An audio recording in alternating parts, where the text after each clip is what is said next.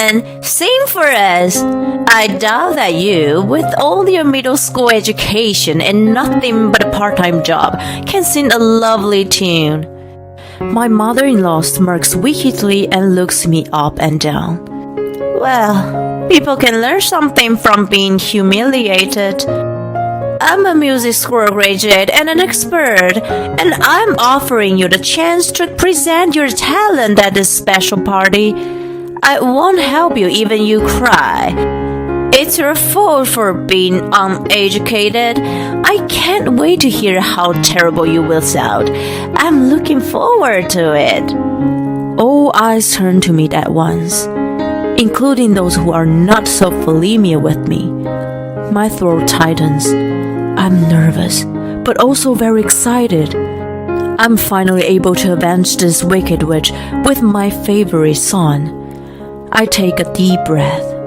My name is Grace. I've been married for 4 years. I live with my husband Matt, our 4-year-old daughter Emily, and my mother-in-law Helen. I've been working as a part-time waitress ever since I graduated from middle school. Matt's been a regular at the diner I worked at. After several years of dating, I became pregnant and we decided to get married. When I met Helen for the first time, I'm so happy to have such a nice daughter-in-law. Welcome to the family. She greeted me with open arms. I was glad to have a nice mother-in-law and thought we could get along well. I felt assured and quite at peace. Soon after, I gave birth to my daughter. At the same time, we decided to move in with Helen. Since Matt and I were both working, and I was anxious about raising a child for the first time, I thought she and I could help each other.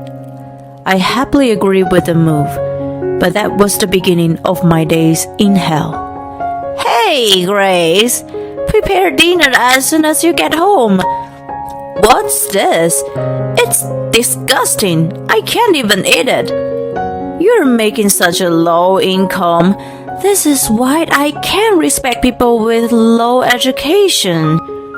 After we started living together, Helen suddenly changed from the kind mother-in-law and started picking on me. She despised me for having only a middle school education without a proper full-time job. I came home from work exhausted every time, but she demanded that I cooked, criticized my food, and even complained about my salary. On weekend, she often took Matt and Emily out while I sleep until late. I spent a lonely weekend alone every time. Grace is tired from working a lot, so let her take a rest. She played the role of caring mother-in-law, and Matt was completely fooled. She's been considerate of you. You shouldn't complain about her. When I whined to Matt that I wanted to spend more time with Emily at least on weekends, he didn't take me seriously.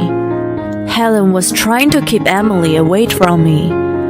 To be deprived of such precious time with my beloved daughter was devastating for me as a mother. As the years went by, and when Emily was 4 years old, she asked me, "Mommy, you fight with Nana?" "Why do you ask?" "Nana told me. She said Mommy is mean to her." Of course, I had no recollection of that. By that time, Helen had begun to talk ill of me to Emily. I was the one being bullied. "Oh, right. We had a little argument the other day. I'm sorry. I'll apologize to Nana too." I felt annoyed, but replied that way. Then one day, it was decided that Emily would sing a song at her preschool's talent show.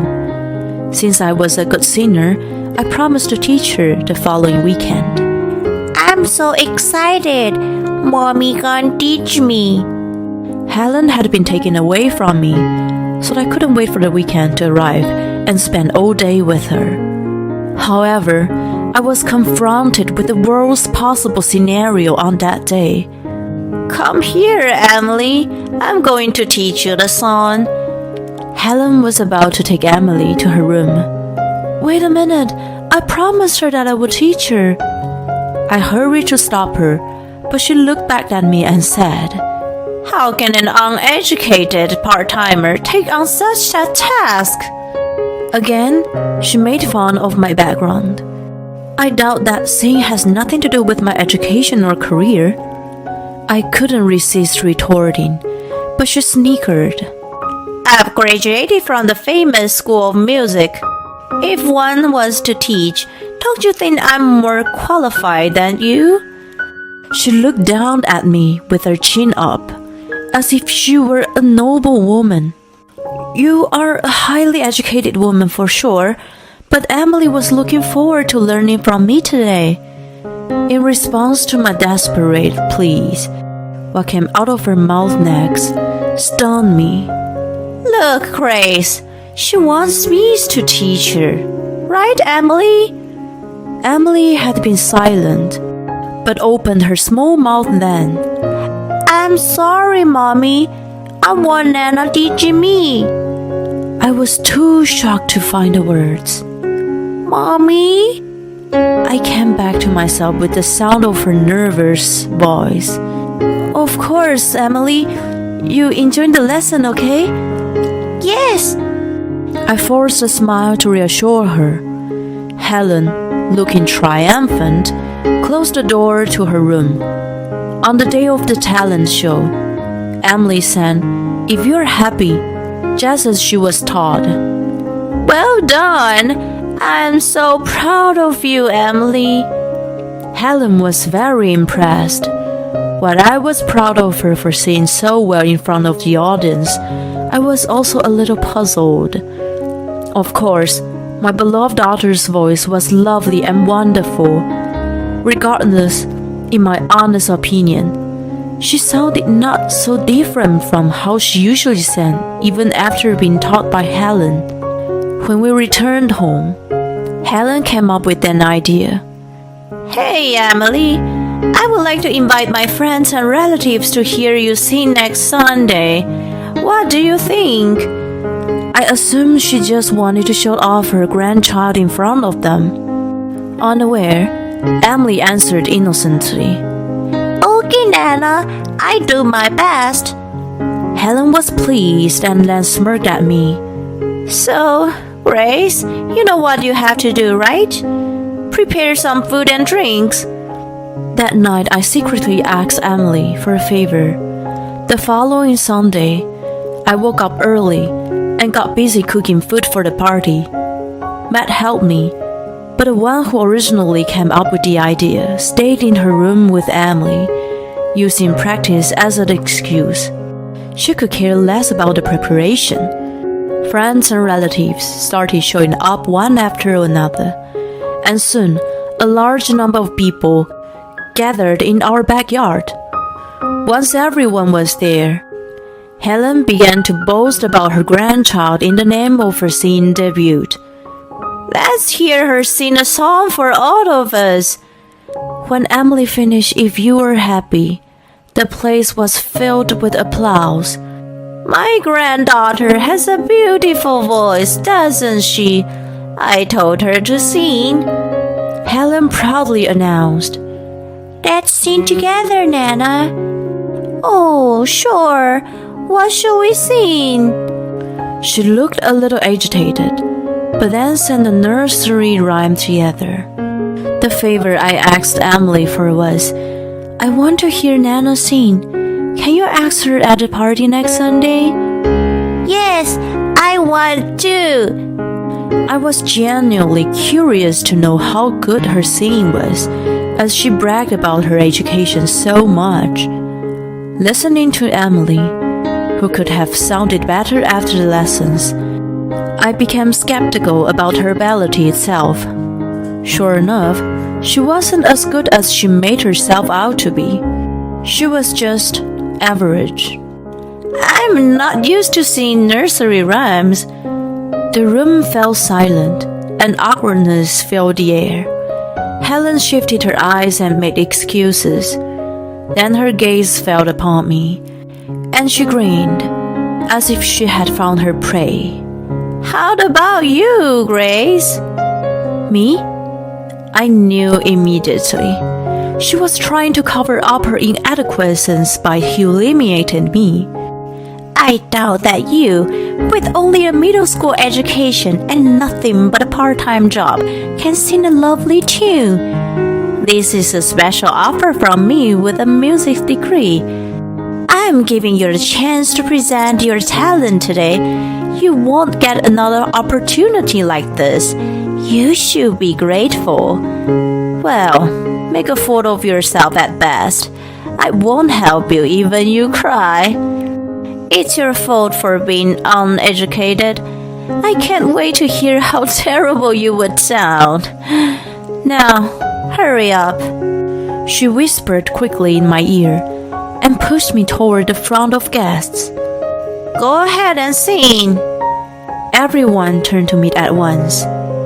Helen was excited to see me humiliated in front of all these people and stared at me with a lecherous smile.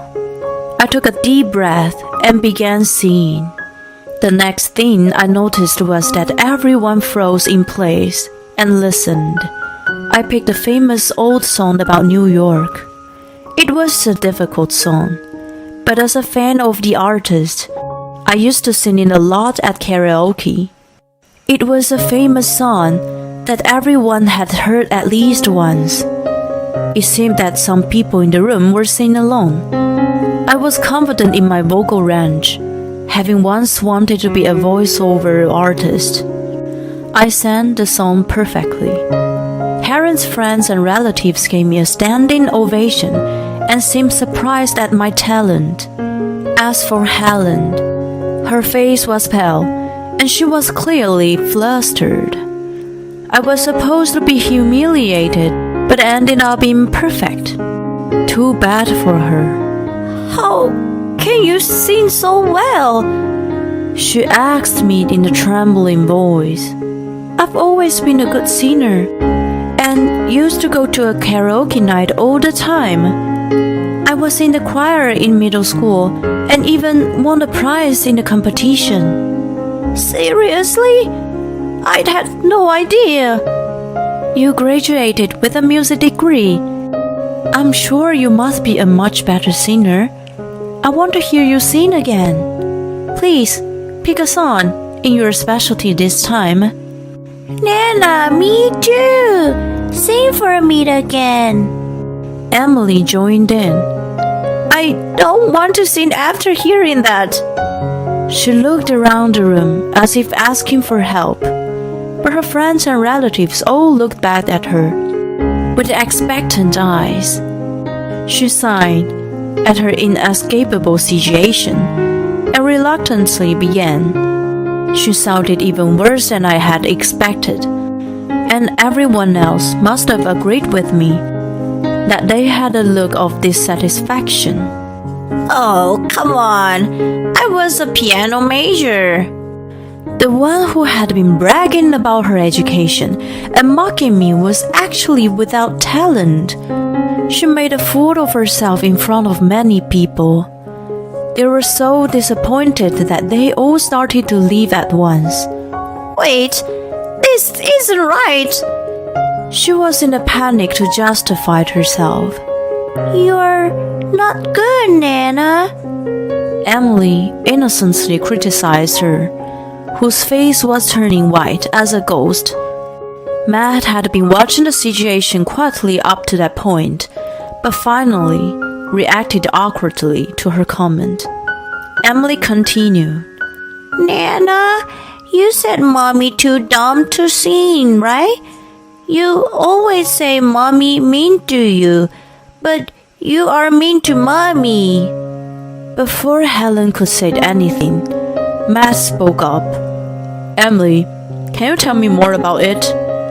She began to speak frantically in her own words about all the verbal abuse that I had gotten. Even though she was still little, she had been aware of how badly Helen was treating me and was hurt. I think if I stay with Nana, she's not mean to Mommy. So I tell Nana she can teach me. But she still say mean things about my mommy, and I don't like it very much. Emily chose Helen over me that weekend to protect me from her.